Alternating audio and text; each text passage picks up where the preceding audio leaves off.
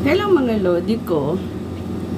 Eto lang ha, payo ko lang sa inyo, sa mga, lalo na sa mga ladies ko, nandyan sa kanilang mga bahay. Alam nyo guys, puting-puti na talaga yung buhok ko. Pero iniisip ko na hindi na ako magpakulay black. Hayaan ko na lang siya ganun. So nag-advertise pa. Eto, payo ko lang sa mga pauwi.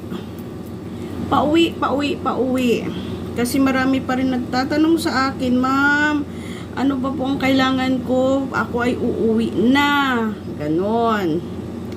So, always ko naman sinasabi to, ang kailangan po natin pag tayo ay umuwi ay yung passport ninyo. Kailangan po yan, ang pinaka-importante, passport ninyo.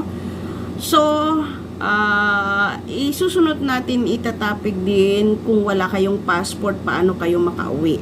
Sunod yan. Tapos sa passport, ticket ninyo.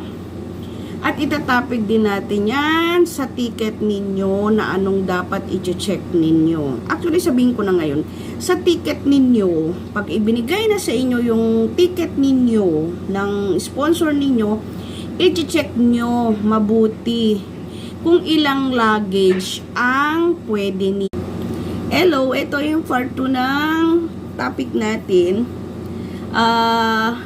Yun nga, ito, ang kailangan nyo talaga sa pag-uwi or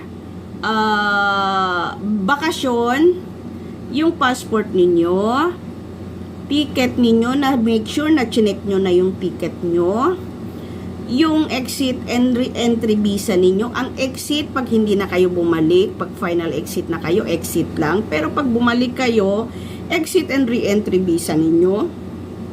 At pang-apat, ang e-travel. So, dito tayo minsan nagkakamali sa e-travel. Marami kasi, ako din noon, nung umuwi ako, nagkamali yung date ng e-travel ko. Yung arrival ko, parang nagkamali doon. So, hindi tinanggap sa sa pag-check-in ko. Pinaayos talaga nila. Kasi dyan sa may airport, dito tayo sa may Damam, dyan sa may airport, may yung nagkilohan, tapos may parang coffee shop. Doon sa gilid noon, may parang maliit na booth, may 3 computer doon. Nag-aayos sila o gumagawa sila ng e-travel. Pero may bayad. May bayad doon. So, usually ang e-travel, wala talaga bayad. Walang bayad ang e-travel.